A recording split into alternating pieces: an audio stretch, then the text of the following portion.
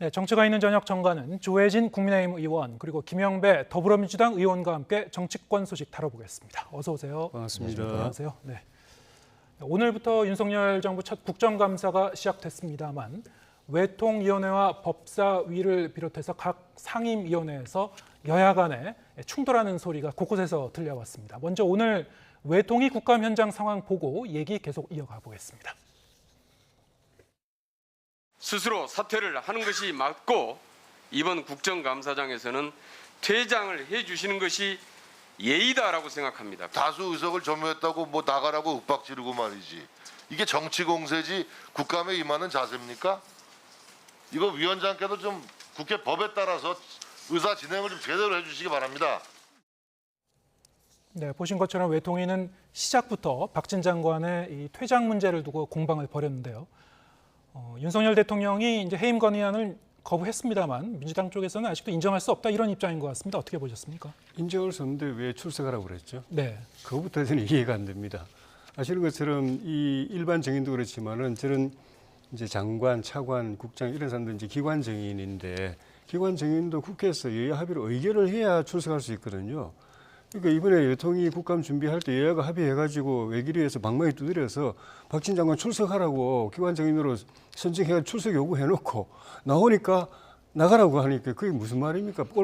보기 싫으면 장관으로 인정 안 하면 기관 정인 채택하지 말아야죠. 차관 나와서 처음부터 차관 나오라고 이야기해야죠.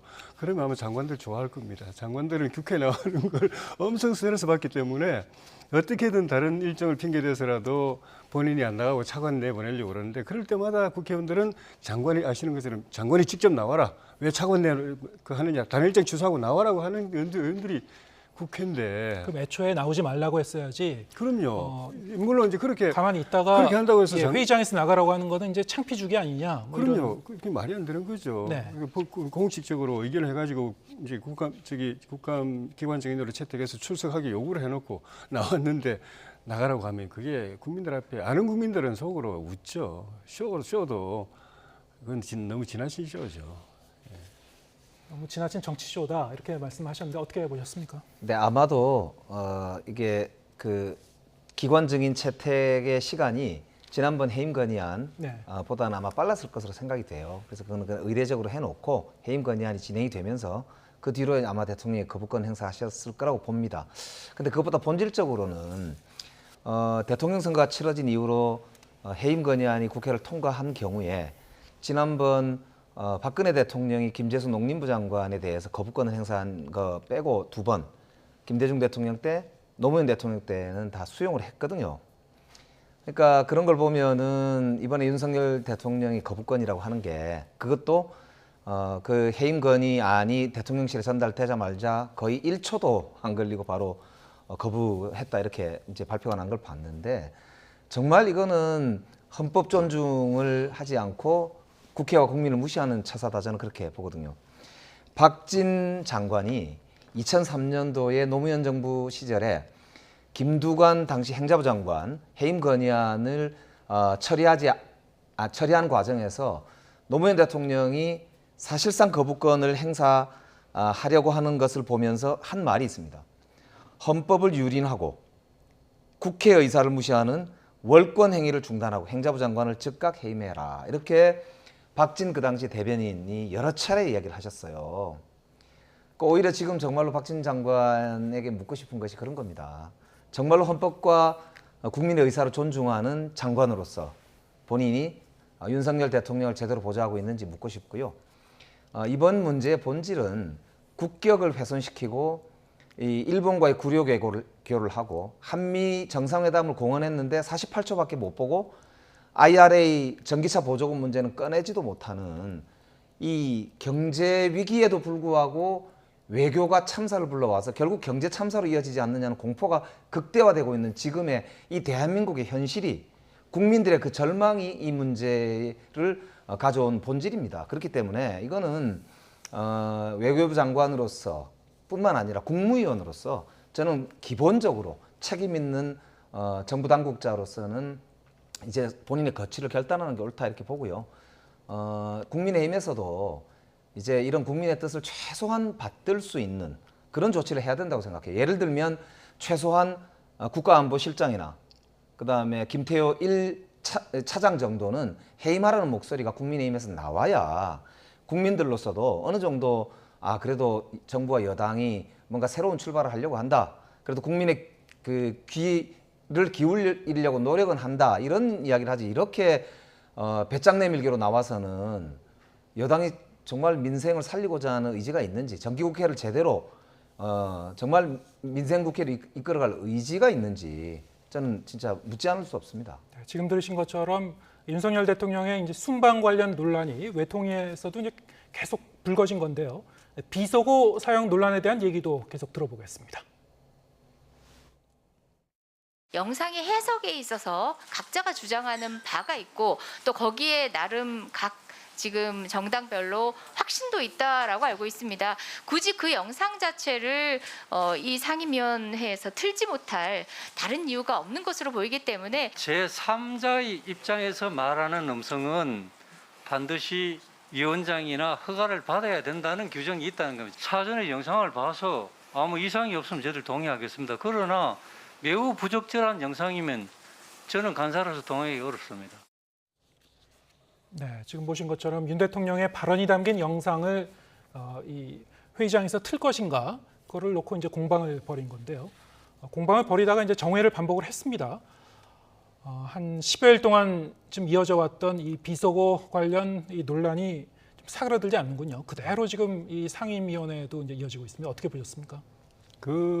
다 원칙으로 원리로 돌아가야 되는데 제가 지난번에도 그 말씀드린 기억이 있는 것 같은데 모든 출발은 대통령께서 뭐라고 이야기를 하셨느냐, 그리고 그것이 확인이 되느냐 하는 겁니다. 그게 이제 팩트잖아요. 기본 팩트잖아요. 그런 말씀 안 하셨으면은 아무 논란할 일도 없고, 그런 말씀 하셨고 그게 확인이 되면은 그때부터 뭐 비판할 건 비판하고 사과할 건 사과하고 책임질 건 책임지는데, 그거 자체가 확인이 안 되고 본인은 그런 말을 하지 않았다고 이야기를 하는데 최초 보도부터 아예 그냥 자막을 달아가지고 그렇게 했다고 못 받고, 그게 못 들은 국민들한테는 다 자막과 더불어서 머리에 입력됐고, 그건 야당은 또 그걸 또 기본 전제로 해가지고 그렇게 했다고 전제하고 그때부터 대통령을 비난하고 공격하기 시작했고, 그게 지금 여기까지 오고 있는 거거든요. 그러니까 모두가 책임질 수 없는 그 행위를 하는 것이고, 그 비판의 기본 전제가 되는 사실에 대해서는 아무도 진정성을 가지고 그걸 생각해 보려고 하고 확인해 보려고 하고, 또 확인이 되면은 그 확인되는 걸 가지고 이야기를 해야 되고, 확인이 안 되면은 이건 확인이 안 되니까 내가 의심은 되고 또 무슨 또 좀 불만은 있지만은 이야기할 수 없다, 이런 자세가 기본 자세인데 모두가 그걸 넘어서 가지고 보도도 그렇고 정치권도 그렇고, 그러니까 이건 답이 있을 수가 없어요. 그래서 좀 문제가 저는 심각하다고 보고, 그 과정에서 또 애매한 박 장관은 그 외교부 출신으로서 정말 누구나 인정하는 국제 외교가의 정말 인재 중에 인재고, 그 웬만한 세계 정부의 외교관들이 다 인정하는 사람이고 정말 일 잘하는 사람이고, 이번에도 조문부터 해서 유엔 총회 또 정상회담 여러 고비고비마다 순방 여건이 굉장히 어려운데도 불구하고 나름대로 성과를 이끌어내는 데는 박진 장관의 영향이 저는 컸다고 봅니다. 그건 전 야당들도 저는 안다고 봐요. 박 장관이 뭐 갑자기 이 정치권에 등장한 사람이 아니고 16대인가 그때부터 국회의원하고 우리 여야 의원들도 다 아시는 분들이고 그분의 인품 실력 다 아는 분들인데, 저렇게 공격하는 거는 대통령을 향한 공격을 저렇게 우회해가지고 박 장관을 공격하는 것 같은데, 뭐 비판하는 거는 야당 입장에서는 마음에 안 들면 비판할 수 있는데 아예 그만두라 그러고 사퇴 결의안 통과시키고 건의안 통과시키고 출석시켜놓고는 또 나가라 그러고, 이거는 너무 지나친 정쟁이고 이게 그 선을 넘어서는 안 된다, 그런 생각이 들고, 아까 말씀하신 것 중에 하나 제가 이제 그 좀 첨언할 거는 박 장관에 대해서 기관적인 의결하고 나서 해임 건의안이 통과돼서 가능성이 있다고 말씀하셨는데 그럴 수도 있습니다. 그런데 야당이 진짜로 보기 싫으면은 그 뒤에 다시 회의를 열어가지고 정인은 채택을 취소하거든요. 네. 정인을 또 참고인으로 바꾸기도 하고, 그거는 그 의회에서 상임위에서 의결로 하기 때문에 진짜 오는 걸 원치 않고 보고 싶지 않았으면은 회의 열어가지고 아마 그 정인 취소했을 겁니다. 정인 취소 안 한 거는 인정한 거거든요. 오게 해놓고는 또 나가라고 그러니까 그렇게 가버리면 너무 희화가 됩니다. 제가 볼 때는. 네.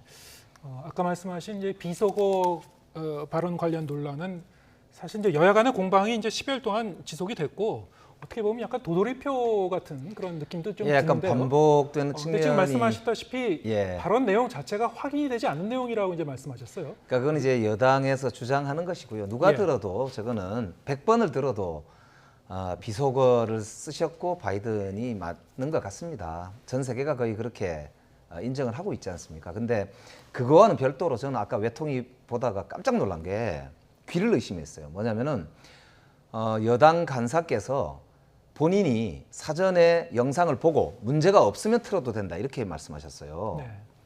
저기는 국정감사장이잖아요. 헌법기관이 1년에 한 번 국민들에게 부여받은 권한을 가지고 헌법기관으로서 양심을 걸고 어떤 것도 말씀할 수 있는 장이고 또 그렇게 하라고 국회의원을 뽑아놓은 거예요. 우리가 헌법과 법률이 보장하는 구조잖아요. 근데 헌법기관이 하려고 하는 걸 사전에 본인이 보시겠다. 그리고 마음에 안 들면 틀지 못하게 하겠다. 검열을 하겠다 그런 뜻으로 그렇죠. 받아들였습니까? 그러니까 저는 최근에 윤석열 정부가 만화를 가지고 고등학생이 그린 만화를 상을 줬다 그래서 산하기관한테 경고를 주고 하는 모습을 보면서 저는 약간 섬뜩함을 느꼈거든요. 이게 블랙리스트 내지는 사전 검열이 부활하는 거 아닌가. 전체적으로 지금 독재 실절로 회귀하고 있는 거 아닌가라고 하는 우려가 있는 것이죠. 근데 어쨌든 이번 논란을 보면서 저는 뭐 다르게 주장할 수도 있지 않습니까? 생각이 다를 수 있고 자기의 정치적 의견이 있을 수 있으나 충분히 상대방의 의견을 들어주고 존중하면서 그러나 자신의 의견을 당당하게 말하는 그런 저는 자세가 필요하다고 보입니다. 그렇기 때문에 우리 민주당이 국회의 다수당을 차지하고 있고 또 국민의 다수가 70% 이상이 이번 외교가 참사다, 문제가 있다 이렇게 인정하는 여론조사가 나왔지 않습니까? 그러면 여당에서는 최소한 이런 국민의 목소리를 존중하는 모습을 보이는 것이 기본 도리고 그리고 그 기본 바탕 위에서 그 다음에 국정 운영을 위해서 최소한의 어떤 배려 내지는 합의 그 다음 또 진전을 위한 어떤 협상 이런 것들을 요청하시는 게 저는 도리고 책임 있는 집권 여당의 자세다. 근데 이렇게 해서 과연 정치가 되겠는가? 무조건 아니다. 무조건 모르겠다. 무조건 하지 마라. 이거는 저는 정말 곤란하다 이런 생각을 오늘 했고요. 다른 상임위에서도 그게 계속 무한 반복되는데 여당이 저는 좀 모여서 정말 국민들의 뜻이 뭔지를 한번 생각해 보시고 국정감사 이렇게 되면 정치의 불신만 커지고 윤석열 정부한테만 손해다. 큰 위기가 더 닥칠 거다. 그 말씀은 안 드릴 수 없습니다. 예. 근데 회의에서는 상임위 회의에서는 아시는 것처럼 위원장하고 위원밖에 발언권이 없습니다. 물론 이제 위원조차도 위원장의 동의를 얻어야 이제 허가를 얻어야 발언할 수 있는 것이 자기 마음대로 할 수 있는 건 아니고 더구나 피감 기관들도 장관 차관들도 발언권 안 주면 자기 마음대로 발언 못 합니다. 거기에다가 그 영상을 틀면서 그 영상을 통해서 또 말하게 하는 편법이 가끔씩 등장하거든요. 그 상대당을 비난하게 하는 영상 다른 사람의 이 멘트를 이렇게 촬영해가지고 틀어주는 그런 경우도 있습니다. 그거는 그 허락 없이 하는 거거든요. 그래서 그런 거는 엄격하게 금지되어 있고 그다음에 이제 이 경우는 김석기 간사가 말한 거는 이제 그런 경우는 아닌데 자료 화면인데 자료 화면도 사실은 가끔씩 사고가 나는 경우가 있습니다. 그래서 뭐 웬만해서는 의원들의 양식을 믿고 하지만은 이렇게 아주 예민한 것 같은 경우는 한번 보자고 미리 그 이야기하는 경우는 있는 것이고 그걸 검열이라고 저는 생각할 필요는 없다고 봅니다. 역대로 그런 헌정사상 그런 경우는 없는 것 같은데 상대방 의원의 사전에 어떤 국감 질의 내용을 사전에 보자. 질의 내용이 아니고 영상을 아니, 이게 영상의 내용이 이제 질의 내용에 포함이 되는 것이지 않습니까? 근데 그거를 헌법기관 간에 그걸 보자고 하는 전례를 저는 찾을 수가 없습니다. 이게 있을 수 없는 일인데. 보통은 잘 없고 의원의 양식에 예. 맡겨서 내 자료 화면 하나 틀겠다고 하면 틀어주는데 아주 예민한 같은 경우에는 서로가 이게 뭔지 알겠는데 이게 문제가 될 수 있겠다 하는 거는 그 이제 서로 이야기하는 경우가 있죠. 네, 일반적으로는 잘 안 하는데. 흔하진 않은 일이긴 합니다만 예. 여야 합의 간에 또 할 수도 있는 게 아니냐는 게 이제 조 의원님의 예, 의견이시고요. 합의하면 할 수 있죠. 네, 김 의원님은 이제 좀 이해할 수 없는 일이다. 이건 일종의 이제 사전 검열과도 비슷한 거라는. 그래서 여야 간의 어떤 이런 그 대립 구도가 상임위원회마다 곳곳에서 지금 펼쳐지고 있습니다만 최근 들어서 관련 이슈를 모두 다 빨아들이는 블랙홀 같은 이슈가 또 하나 이제 불거졌죠. 감사원의 문재인 전 대통령 서면 조사 통보 문제. 자, 이 문제를 놓고도 여야가 국감장에서 공방을 벌였습니다. 현장 상황 보고 오시겠습니다. 문재인 대통령이 무슨 문제가 있는 것처럼 혐의가 있는 것처럼 미리 정치적으로 낙인 찍기를 하고 있는 이런 식의 정치적 감사가 자행되고 있는 상황이기 때문에 비공개 회의록에 필요한 부분을 공개할 수 있도록 보고를 받고 대통령께서 어떻게 조치하셨는지에 대해서 또 그와 전반적인 상황에 대해서 감사원이 감사하는 것을 정치 탄압이라고 이것을 공격하는 것은 전 잘못된 일이라고 생각을 합니다. 네, 방금 녹취 보셨습니다만 김영배 의원님이 발언하시는 모습도 볼 수 있었고요. 사실 6월부터 이 서해 공무원 피살 사건이 다시 이제 이슈로 불거진 이후에 여야가 이제 공방을 벌여온 그런 그 문제 중에 하나입니다. 저게 민주당 쪽에서는 차라리 이제 국회 회의록을 공개를 하자 이런 주장을 하셨고, 국민의힘 쪽에서는 이제 오히려 이제 대통령 지정 기록물을 우리가 이제 공개를 해서 한번 짚어보자 이런 주장이 이제 양쪽에서 좀 맞서고 있는 상황이었는데 오늘 다시 좀 재연이 된 것 같아요. 어떻게 보셨습니까? 이제 저 문제가 그렇습니다. 2020년에 저게 9월 21일 날 발단이 돼서 국회 국방위가 9월 24일 날 관련해서 보고를 받습니다. 비공개로. 네. 거기에 한미연합 전략 자산들을 통해서 얻은 정보들이 쭉 보고가 되고요.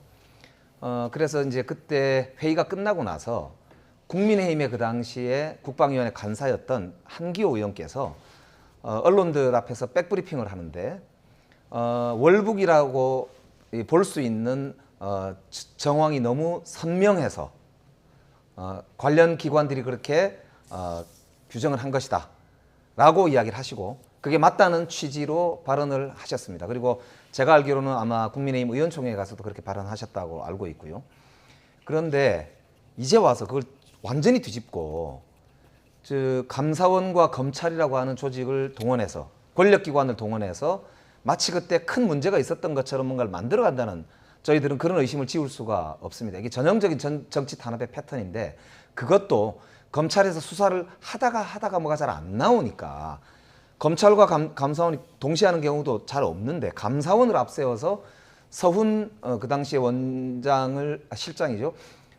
조사하지도 않은 상태에서 감사원이 대통령에게 문제가 있는 것처럼 먼저 서면으로 통보를 했거든요. 이거는 누가 보더라도 문 대통령도 조사받겠구나, 문제가 있겠구나라고 낙인을 찍는 효과가 있는 정치적 행위라고 규정할 수밖에 없는 것이죠. 그러니까 이것을 해결하려면 국회 차원에서 그 당시에 비공개로 보고되었던 그런 한미연합 자산들, 정보들을 필요한 경우에 한해서, 그러니까 국익에 손상을 주지 않는 범위를 정해서 공개를 하면 저는 뭐 대부분 국민적 의혹이 해소될 것이다 이렇게 보고요.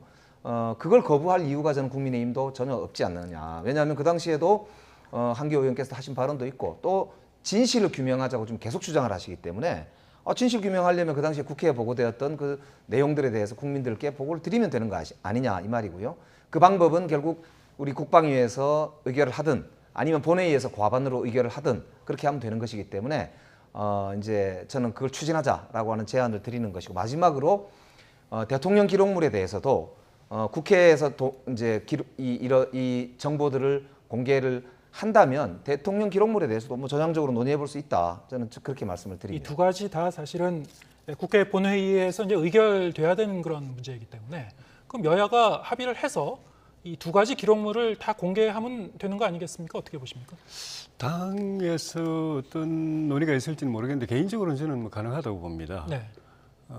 근데 이제 국방위 비공개 회의록을 공개하는 게 그거는 뭐 공개할 수 있다고 보지만 그 무슨 의미가 있을까 싶은 게 지금 말씀하신 그 한기호 우리 당 그 당시 야당인 국민의힘 간사가 발언했던 그 시점은 24일인데 이미 22일부터 그 여권 내부에서 안보실, 국정원 이렇게 모여가지고 회의를 하면서 처음에는 국방부하고 이제 관련된 기관들로부터 그 공무원이 추락해서 표류하고 있는 것 같다라고 이제 보고가 됐다가 내부 회의를 거치면서 그 다음에 월북이 월북 가능성이 있다 이런 식으로 바뀌고 그 다음에는 월북으로 추정된다라고 이야기하고 나중에는 거의 뭐 월북처럼 기정사실화 해가지고 이미 방침이 그렇게 왜곡된 시점입니다. 아마 제가 국방위원은 아니고 뭐 회의록 기록을 안 봤지만은 그때 시점은 국방부를 비롯해서 모든 정부 기관들이 그쪽으로 딱 입을 맞추고 보고를 하고 관련 자료도 그런 쪽 자료만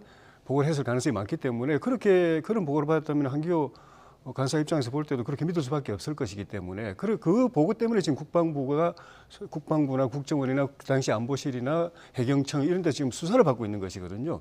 국방부가 잘못된 보고를 했다, 사실 왜곡했다라고 해서 수사를 받고 있는 상황이기 때문에 그 보고를 보고서 한기호 간사가 발언한 것이 무슨 의미가 있을까? 그 전체적인 그 상황의 진실이 확인되고 나야 그걸 보고서 판단을 해야 그게 정확한 판단이 될 수 있을 거기 때문에 저는 공개해도 무방하다고 보지만 네. 그런 그 한기호 간사의 발언은 좀 좀 그런 점을 염두에 두고 봐야 될 거기 때문에 그거에 굳이 매달 필요는 없고 결국 이제 수사하고 있는 것들이 최종적으로 이제 그 당초의 사실이 뭐였는지 나중에 입장이 바뀌어 가지고 월보로 이제 밀고 갈 때 말고 그 전에 최초에 파악한 사실, 보고한 사실이 뭔지 확인이 되고 나야 그다음에 한기호 간사도 그걸 보고 나면 또 입장이 또 판단이 바뀔 수도 있겠죠. 네. 그 과정에서 문재인 대통령, 그러니까 서훈 안보실장이나 박지원 국정원장도 이제 소환 통보를 받았는데 소환을 거부했고, 그런데 나머지 사람들은 감사원에서 검찰 수사를 받기 전 나머지 감사원에서 다 조사해서 사실관계를 확인했기 때문에 대통령께도 이제 최고 정점에 있는 보고받고 한 분이기 때문에 어떤 보고를 받았는지 그 보고를 그리고 보고받고 나서 어떤 조치를 지시했는지 그걸 확인하기 위해서 이제 그 서면 조사를 요청했는데 서면 조사도 안 받겠다고 하는 거는 제가 볼 때는 앞으로 아마 더 제가 볼 때는 뭐 수사도 기다릴 수 있는데 본인의 행위가 위법성이 있느냐에 따라서는 검찰 수사도 기다리고 있을 수 있는데 서면 조사도 못 받겠다고 하는 거는 지금 너무 안일한 지금 어떻게 보면 좀 감사원의 오만한 그 태도고 너무 안일한 것 같아요. 그러니까 제대로 감사원의 좀 행태가 대응을 하셔야 될 것 같아요. 사실은 정말 도를 넘고 있거든요. 그러니까 이게 감사원이 지금 보면은 34개의 이제 해당하는 특정 감사를 앞으로도 하겠다고 감사위원회 의결도 없이 절차도 위반하고 전방위적으로 지금 이제 검찰의 앞잡이 아니냐 싶을 정도로 예비 수사 같은 지금 감사를 계속하고 있고 특히 일반인들도 그냥 마구잡이로 불러서 마구잡이 포렌식을 막 이제 진행을 하고 이렇게 하면서 이 절차도 내용도 정말로 이게 전 정부 탄압한다는 그렇게 볼 수밖에 없는 행태를 계속 보이고 있기 때문에 저희들도 굉장히 이제 큰 문제를 제기를 하고 있는 거고 알겠습니다. 최소한 예를 들면 김건희 여사의 학력 위조 문제라든지 아니면 도이치모터스 주가 조작 사건이라든지 혹은 대통령실에서 이제 이 코바나 컨텐츠 후원업체와 관련한 그런 공사 발주가 있었다든지 이런 문제에 대해서 최소한 감사를 하거나 검찰 조사를 한다고 하면서 나머지 문제를 진행한다면 저희들이 말을 안 하죠. 근데 이렇게 일방적으로 이제 전 정부에 대해서만 이렇게 이제 마구잡이식으로 하니까 저희들 입장에서 아까 드린 말씀들에 이제 안 드릴 수가 없는 상황인 것이거든요. 그렇기 때문에 이것은 최소한의 형평성을 맞추고 또 권력기관이 이렇게 앞잡이 노릇하는 듯이 과거로 돌아가는 이런 독재 시절로 가는 이런 형태는 정말 국민이 용납하지 않을 것이다 이렇게 생각하고 있습니다. 예, 알겠습니다. 뭐 여러 가지 사안에 대해서 이제 두 분의 입장 차이로 확인할 수 있었고요. 하지만 그럼에도 불구하고 서해 공무원 피살 사건과 관련해서는 지금 양당에서 요구하고 있는 그런 자료, 공개를 요구하고 있는 자료가 좀 다릅니다만 자료를 양당 협의하에 뭐 공개하는 거는 가능은 할 것이다라는 점에서는 뭐 이견이 없는 것 같고요. 감사원 뭐 조사도 계속되고 있고 검찰 수사도 앞으로 이제 진행이 될 것 같습니다만 그와는 별도로 이 정치권에서 또 이렇게 이 합의를 해서 자료를 좀 투명하게 공개하고 좀 CCBB를 가릴 수 있는 방법은 없는지 그런 점도 한번 주목해 보겠습니다. 조혜진 국민의힘 의원 그리고 김영배 더불어민주당 의원과 함께했습니다. 고맙습니다. 감사합니다.